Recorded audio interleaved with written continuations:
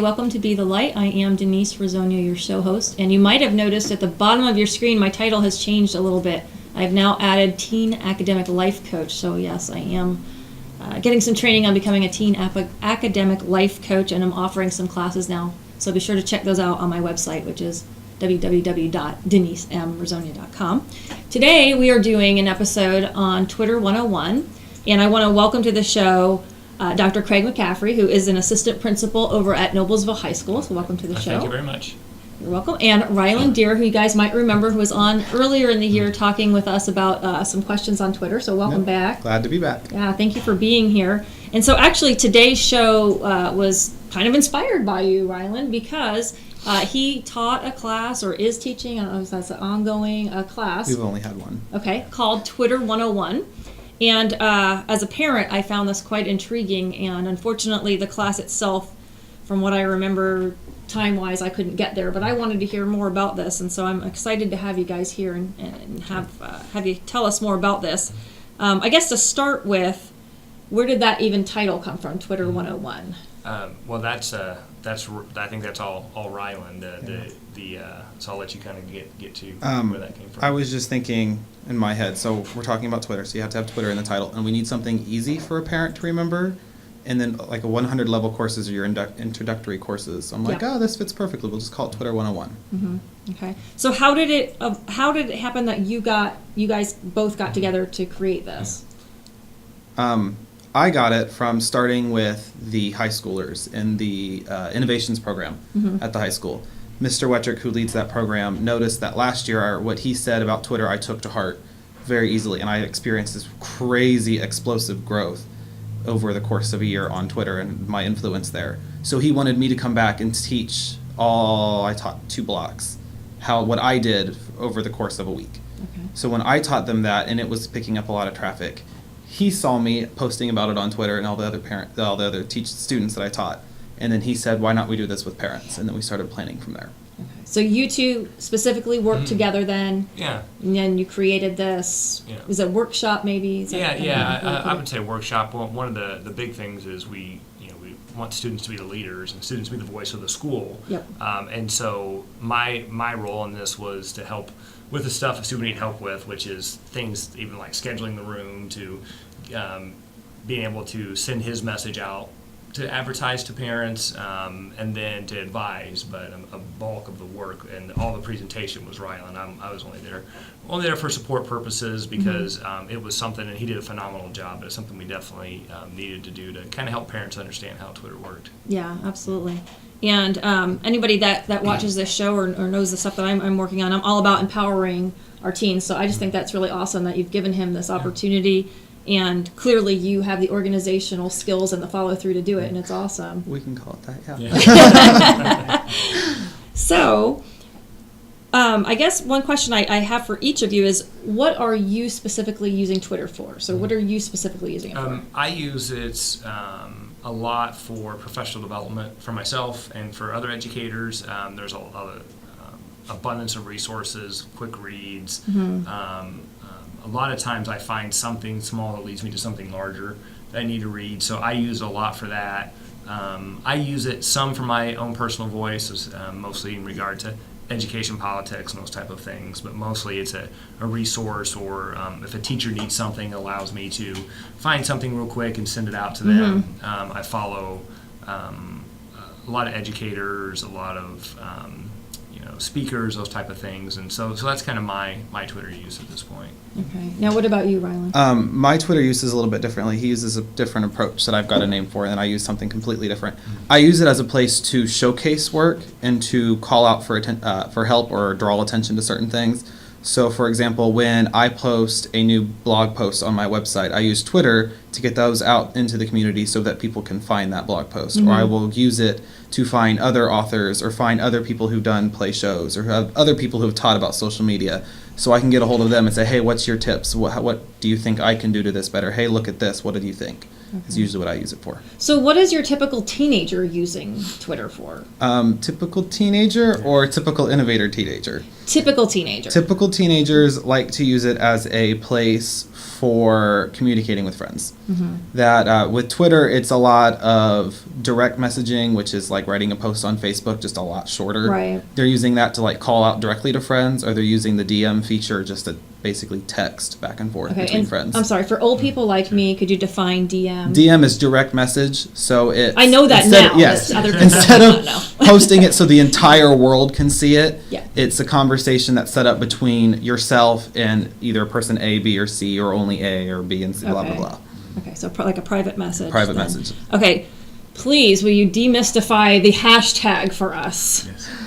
Hashtag is, like, for example, when you go into Google or Bing and you type in Indiana, blah, blah, blah, that Indiana is considered a hashtag. On Twitter, and Facebook slowly incorporating this, it makes it easier for your post to be searched. So if I say hashtag student probs, anybody that looks up student probs can see that post. Now there's a setting where you can say top tweets, which will show you the ones that are getting the most traction, or you can say all posts and it'll do it by recents. So Twitter is how they boil down the search bar for you guys. So when you're explaining the hashtag to people, I mean, do you have any, I don't know, kind of rules or something? Because I mean, some people like hashtag every everything. word. Yeah. and- Don't hashtag everything. That's a little annoying. It makes it unambiguous what your point is. If you say, for example, you would say your tweet, and at the very end, you would hashtag like the subject it's in. Or if there's like 3 keywords in your 140 characters, you hashtag those 3 keywords. Don't do anything over 3, because then it gets insane. Okay. And it's like blah, blah, blah, hashtag, and it's bombarding to look at. When you try to search it, you can't find it.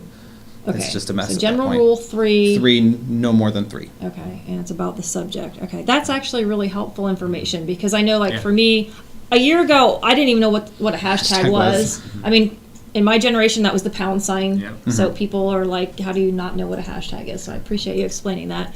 I do want to thank our show sponsors today, Jim Wofford, the Wofford Theater, and also Chick-fil-A here in Noblesville. We're going to take a quick break, and then we will come back and talk some more about Twitter. Thank you.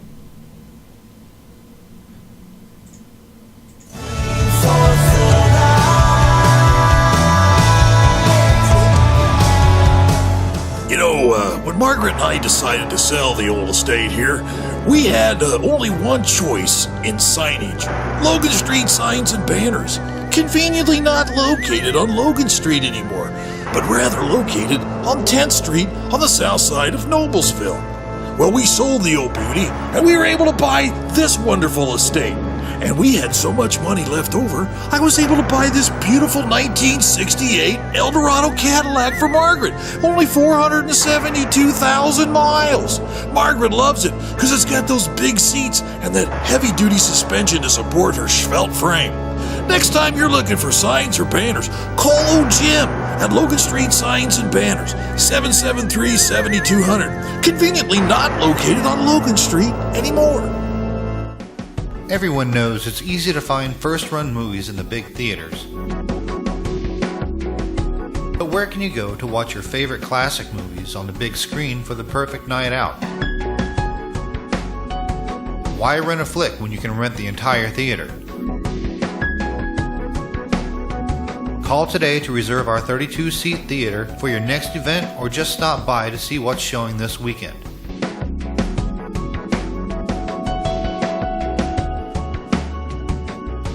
The 14 by 7 foot screen and the high quality digital surround sound system offers all the amenities you would expect from the big theaters, with a laid back atmosphere and comfortable seating of your own home.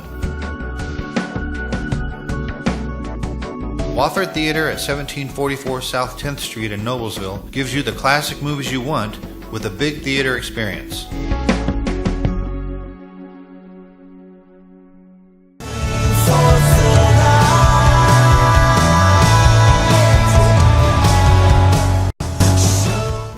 Welcome back to Be the Light, and I am your show host, Denise Rosonia, and I want to welcome back Craig McCafferty and Ryland Deere from Noblesville High School. So welcome back, gentlemen. And we're going to continue our discussion on Twitter and Twitter 101. while we were on break, we were kind of talking about it from, you guys know that I am a parent. And so for me, I kind of found this all overwhelming. I feel like from the media standpoint, we've been made to feel that Twitter and all this social media is a bad thing, but in a lot of ways it's a good thing. And I think that once we start to kind of demystify all that, we can realize that it's maybe not so scary and not as bad as we thought, and actually understand even why our kids are using it and how to help them use it safely and to help them succeed. So I guess one of the things we were just talking about as far as the media perception, what do you say to that? It's a lot of our mainstream news is it seems like the news lead always starts with bad things. So there was someone died over the weekend, there was a car crash, and they never really start with anything good that's going on, and so that's kind of in place this fear into people, and as we're talking about on break, the adults were part of that to catch a predator generation of what we saw on TV and what the internet was used for. We didn't realize all the great things that it can be used for, and like anything else in life, there's always good and bad to it. And so the thing I always tell parents is okay to be concerned, to be afraid, but be curious. People are afraid to start a Twitter account. Like, well, don't have to tweet one thing. You can just follow people. And what's your term you use for people that just follow? I use them as owls. They just gather wisdom. Yeah, owls. You can be information gathering, but you have to see how it works in order to understand and be able to communicate with your child about it. Okay. So for parents that have a child using Twitter, and I know we kind of got into this with our last conversation, I mean, do you advise that they maybe follow their teens and just kind of... I would suggest that parents keep touch on their Twitter, their teens or younger children's Twitter basis. There we go. That's hard to say sometimes. Right. Yeah. As a parent myself with an 8-year-old who's really into, she doesn't have any social media yet, and she's really into technology. And sometimes teenagers are tougher to communicate with, so this is a chance to actually communicate. Well, another method to communicate with them as well, and to help educate them. And if they post something you're concerned about, it's a good chance to have a conversation about, hey, did you think about when you post this, the whole world gets to see it. It's not nothing's ever secret. Once you put it out there, it's out there forever. And so you need to think about that, but they're always good learning experiences as well. Yeah. And another good way I have found for the parents to understand what the kid is doing on social media in general, Twitter specifically, is if you have the child teach the parent how to do the setup, because then you know what they know, and then usually in the process they're either on their account or they're setting up your account. So you're going to see who they're going to start to look at. You're going to see what they're tweeting, what they suggest you tweet, and usually that's an easy way to find out there as well. Okay.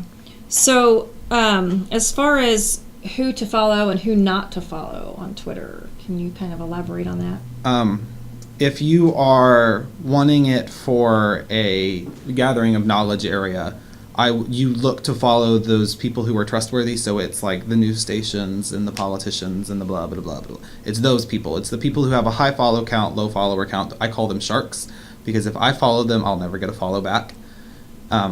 That's who those people to look for. But if you're wanting to be someone who is using it to display your information, you want people to follow you as much as you want to follow them. So you're going to look for people who, in their bio, which is just a quick 140 characters about who they are and what they do, you're going to look for where your interest and their interests line up. So if I was writing a self-published book, I would look at the indie published authors, which are self-published authors, because they're going to be a good place for help. And that's in their bio, and that's how you find out how to follow those. Okay, now when you say it's in their bio, can you search by a bio? Bios don't show up unless they have a hashtag in it. That's the only way you can find anything on Twitter, is if they have a hashtag somewhere in a post, in a bio, in their name, in order for you to find them. Well, and I think this brings up an important point, because for people who are using it for some of the purposes that we've discussed today, you do want to make sure that your bio has good information in it. Yes. So use those characters. Use those characters wisely, and it also reflects your name. If your Twitter handler, which is just your name on Twitter, if it's ridiculous and crazy and out there, for example, we use over at the high school, NHS Cute Cheerleader 3, nobody's going to take that account seriously. Maybe your friends will think it's funny and they'll talk to you back and forth, but if you want to be taken as a professional, you can't use that. Your best bet's just to use your first name, underscore the first letter of your last name, maybe. Okay. So we've kind of discussed from a social standpoint why some teens would be using Twitter, why specifically would innovative teens be using it? A lot of the innovative teens use it as I use it. I'm all tongue twisted today. They use it to It's usually me showcase. that's Yeah, tongue-twisted. I've taken your role from you. It usually is a place for them to showcase all of their work. So they want their accounts to be clean. They want their accounts to be professional. They want to go after a lot of followers, so that hopes that they'll have follows back. Okay. And they just use it as a showcase. So they post a lot of pictures of them working on projects, which sometimes includes themselves, sometimes it doesn't. And then they'll post a little 140 character subblurb about that picture, and they hope that it draws attention. They'll sometimes we even tag our teacher at Don Wettrick, and then he'll retweet it, and then his thousands of teacher friends will see it, and then we'll gather some attention that way. Yeah. Okay. So it sounds like you guys have come up with ways to use it really effectively then. Yeah. Are there other, maybe any other tips or advice that you would say parents or teens should know about? If a parent is concerned with who is following their student or younger child, there is a feature on Twitter called private account. It's in your settings. You can select that, and it makes it so that anytime someone wants to follow you, whoever owns that account has to approve that follow. Okay. So for my purposes, that's not good for me because I'll be pushing the accept button 1,000,000 times a day or 26 times. But for a young parent who wants just their kids to be followed by their friends and no more, it's a great idea for that because the parent can see who's on that list and nobody can see what that account is posting without accepted that follow. Okay, good. I'm glad to know that they have that setting. I know I've seen some rather young children using Twitter, and I've been surprised by that, so I'll have to check with the parents, make sure they know about that feature, because that's great.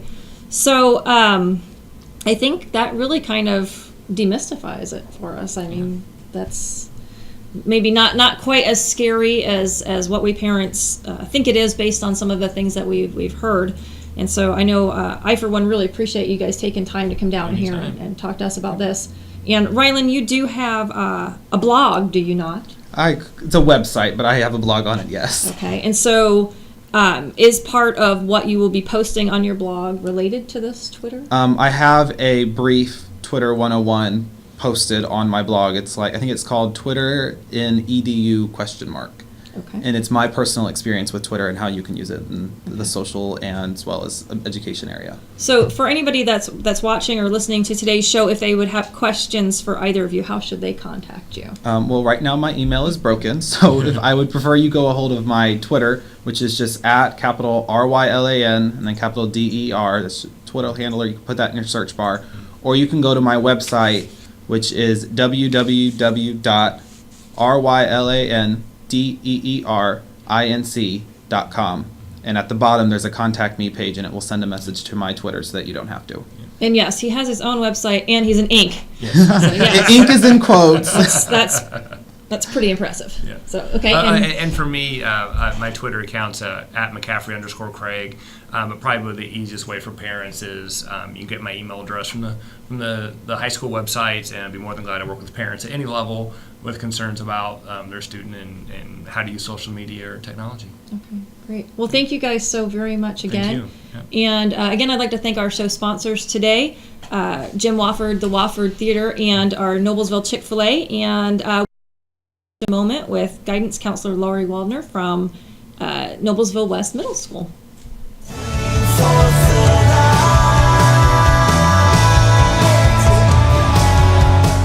You know, when Margaret and I decided to sell the old estate here, we had only one choice in signage.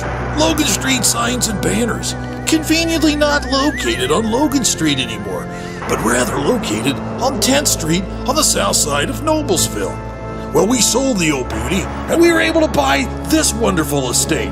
And we had so much money left over, I was able to buy this beautiful 1968 Eldorado Cadillac for Margaret. Only 472,000 miles. Margaret loves it because it's got those big seats and that heavy-duty suspension to support her svelte frame.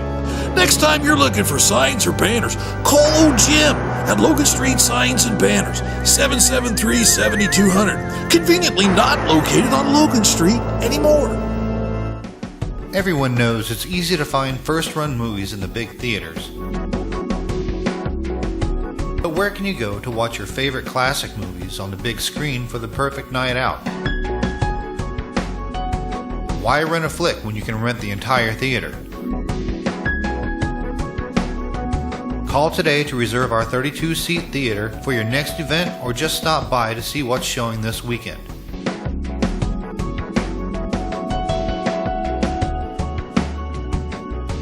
The 14 by 7 foot screen and the high quality digital surround sound system offers all the amenities you would expect from the big theaters, with a laid back atmosphere and comfortable seating of your own home. Wofford Theater at 1744 South 10th Street in Noblesville gives you the classic movies you want with a big theater experience.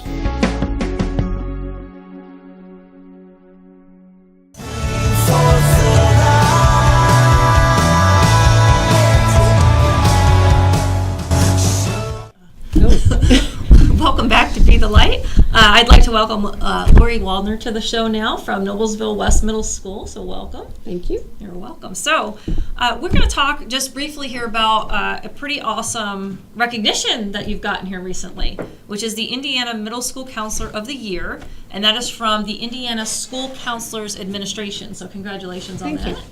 And that was awarded mid-November? Yes. Yeah, okay. So when did you find out? Just received a phone call right before fall break, and just saying that I'd won the award. And luckily, I got the call before I left school, so I could kind of like celebrate with my fellow counselors and administrators. So it was good timing. It was nice to receive it. Now, that award is based on nominations, correct? Mm-hmm. Okay, and from what I read, correct me if I'm wrong here, you were nominated by a colleague at Butler. Mm-hmm. You were nominated by your school principal, which is Stacy Swan. No, Okay. that was wrong. I was nominated by one of our elementary school counselors, Okay. and by one of my colleagues at Butler. Okay. Right. Okay, awesome. Well, that's such a wonderful accolade, sorry. My day is a little off here, I guess, now. Now that Ryland's gone, apparently I'm back to tongue-tied. So, moving on from the award, which again, congratulations on that. We were going to talk a little bit here about some of the things that you've got going on at the school, some of the initiatives you're working on. And the biggest thing I've been hearing about and that I've been reading about is creating a more family-friendly environment. Mm-hmm. I can say, honestly, when I was back in school, I don't ever remember my parents coming to my school. But I know here in Noblesville specifically, we're kind of conditioned to that. Mm-hmm. We're used to Absolutely. having this open door policy where we kind of come in, at least at the elementary level, and then obviously at the middle school level, we kind of need to back off a bit. But can you kind of tell us some of what you guys have been working on? Well, and you know this as the parent of an elementary school child, that it is a big transition being so involved at the elementary level and then moving up to the middle school level. A couple different things are going on, that your child doesn't want you in the building as much because they want to feel like they're more independent. And also it's such a huge transition developmentally for students. And so I was at the elementary level as a counselor for 22 years, so I knew exactly what it felt like to move from the elementary to the middle school. And once I got to the middle school, I thought, this is such an awesome place that we need to figure out a way that parents want to be more involved, feel more comfortable being involved. So we started discussing something that's called the Family Friendly Initiative, and it just originated, I think, 2 years ago through the state legislature. And it has some guidelines and suggestions of what you can do, and so it has been our focus. And we have a committee at school called Positive Behavior Intervention Support, PBIS, and so we have formed a parent subcommittee of that, and we have taken a teacher's lounge that wasn't used anymore, and we've made it a parent lounge. Okay. And Stacy, our principal, wanted it to look kind of like a Starbucks, so we've got casual furniture in there and a high top table with chairs around it, and now we have a place when parents are in the building, that's kind of the go-to spot. Oh. And I'll have to check that out. It is. It's cool. I'll be in there tomorrow. Yeah, please do. And so those parents also came up with an idea, once a quarter, let's have kind of like an open house for parents just to come in, sit with their child's team teachers, because once you get to middle school and high school, you know the teachers' names, but you don't know them as well. So they started that initiative. We just had one in December. The attendance wasn't what we wanted it to be, but we're hoping on it just kind of snowballing. Well, and how do we help communicate that to the parents? Because I do remember seeing it in the newsletter. I wasn't quite understanding exactly what it was. So right. How can we help kind of... It went out in the newsletter, and then we also sent a parent school messenger out, Okay. which can be done either you get a phone call or you get an email, and it's called Team Connection. Mm-hmm. And so that's how it was advertised this time. We're probably going to do a little more next quarter, where we're actually going to get the teachers more involved with encouraging the students, hey, get your parents involved, Yeah. get them to come. So we were starting small like that. We started last spring, we had a parent book study for parents of 5th grade students to get them to come in the building. And we read a book, Why Do They Act That Way? A Guide to the Adolescent Brain. And it was such a great way to get those 5th grade parents into the building, to become comfortable with it. And some of our PBIS parent committee members came from that book study. Okay. So we know it's kind of a mindset that's not going to be changed overnight, but we're working really hard just to get parents to come into our building and feel comfortable. Yeah, well, that's great to know, and I mean, I'll certainly help encourage that as well. And I definitely want to make sure to post about that PBIS, the lounge and Yes. all that on my Facebook page, and hopefully we can help kind of pass that out and pass it along to more parents. So tell us some more about this therapy dog, Gus. Well, he goes through his first test this Saturday, and it's going to be a pilot program.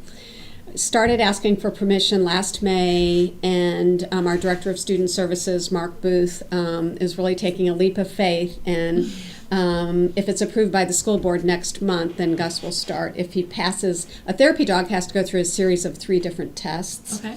And so the pilot program will be that we're going to start off second semester where Gus, who is a Labradoodle, will have very specific kind of jobs with some of our specific groups of students within the building. Okay. And with those students, they're going to take some responsibility with him. They're going to do some charting of teaching him a trick and making predictions and coming up with graphs. So there's going to be a little bit of academics tied into it, so he's not just, the fun-loving Gus that they all want to be around.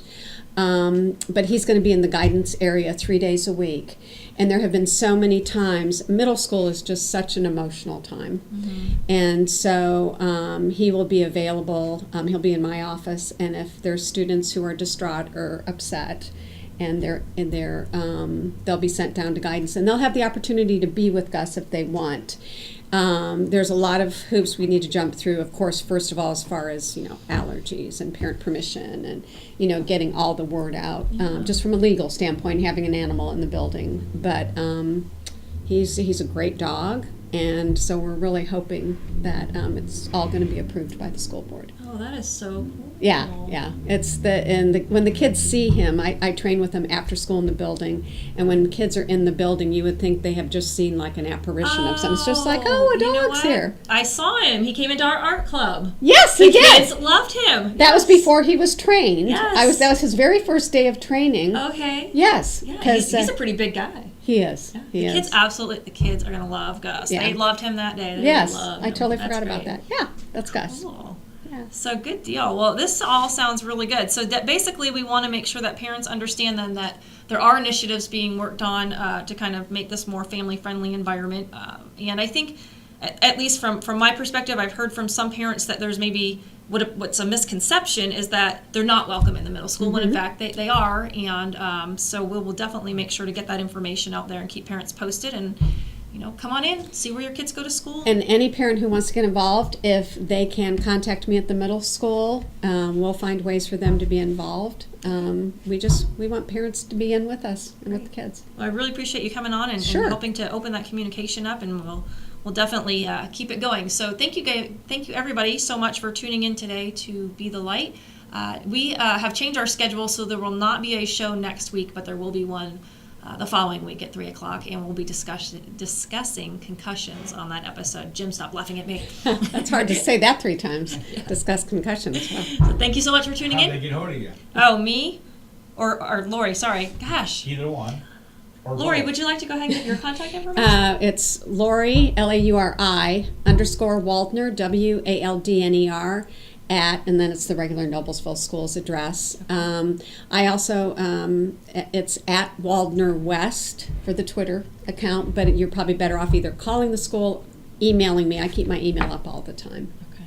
And as far as reaching me, you are welcome to email me. I am Denise Rezonia, DREZSONYA @gmail.com. So drezonia @gmail.com.